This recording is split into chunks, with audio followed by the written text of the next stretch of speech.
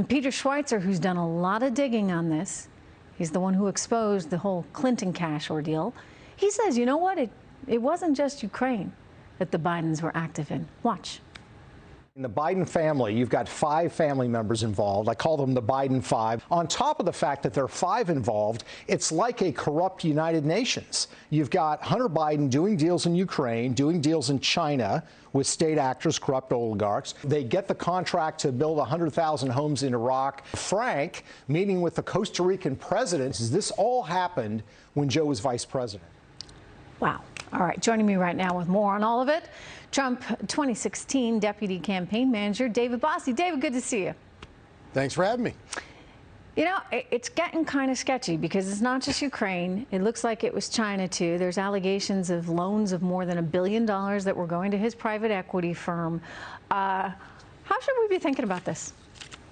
Well, first of all, Peter Schweitzer is quite honestly the best investigative journalist out there today. He writes amazing pieces and does years worth of research. He does what the mainstream media refuses to do to the left. Peter, you know, as you mentioned, Clinton cash, it is what he's done here with the Bidens and uncovering this is truly a gift to the American people, so that we know before November what the Biden family was up to. So this has been an eye-opening experience, I think, for the American people to see Hunter Biden making all of this money and then not paying for child support. I think, you know, the juxtaposition is pretty amazing. Yeah, certainly. There are stories of him driving his Porsche all around California in his $12,000 a month rental with the new wife. One can't even keep up with his love life because he's been through so many scandals. But that aside, I mean, what I'm most bothered by is the idea that somehow you're just supposed to, like, turn over all this money and not ask any questions. I mean, just because he was the vice president, just because he might be running against this president, that doesn't make him immune. That doesn't make him, you know, not at fault potentially for this corruption. You can't just look the other way. No, it's exactly right. Look, first of all, President Trump, whoever the president is, gets to make the foreign policy. So the president gets to determine, even though Congress allocates the money, the president still gets to determine what goes on and how it happens. And he felt that what Biden had been doing, what we've seen with our own eyes, Biden getting and claiming and crowing about getting the prosecutor fired from investigating his son's corrupt company, that in and of itself was enough to make the president ask questions.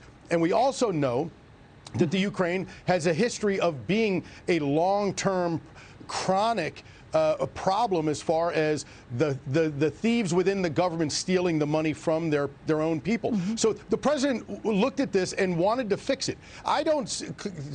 Look, this president is a game changer. He changes the way things are done. Just because the NSC wanted it done doesn't mean it's going to happen that way. And that's what this president came into power. He was elected to be a change agent, and that's what he's done here. And so Joe Biden, I'm sorry it hurts your feelings, but this president is doing the best he can for the American taxpayer. What do you think about John Bolton? You know, I've known John Bolton a lot of years, and I am quite honestly in dismay. I think there's been a lot of hyperbole. You're not? I'm not. I think, you know, look, I think he was probably pretty angry the way it all went down. And there might be a little revenge. You're talking about you're talking about his time at the White House and how he exited the White House. I agree with you on that completely. I don't necessarily know what he has to say or his knowledge. This is all, you know, about publicity for a book that no one has seen. So I'm not certain. I don't think it's about Democrats... publicity for a book. I think it's all about somebody that chose to leak this, perhaps staffers at the NSC, doing it at a very deliberate time because they want to try and force the hand of some Republicans. I don't think they're going to get very far, although Mitt Romney, Susan Collins have indicated that they would entertain the idea. But, you know, they had this opportunity, David. They could have called them. They could have taken this to a judge. They didn't. Yeah, let me just say this about Mitt Romney. The people of Utah need to make their voices heard. Mitt Romney is doing them and this country a disservice. He is making this about him and trying to make him the star of the show. We're going to get more Democrats voting potentially against witnesses than Republicans voting for witnesses. This is an embarrassment for Mitt Romney, and he quite honestly, needs to rethink and recalibrate what he's doing. Mm-hmm. And John Bolton? Well, he's look, still your friend, huh? No. My point is that I don't know what John.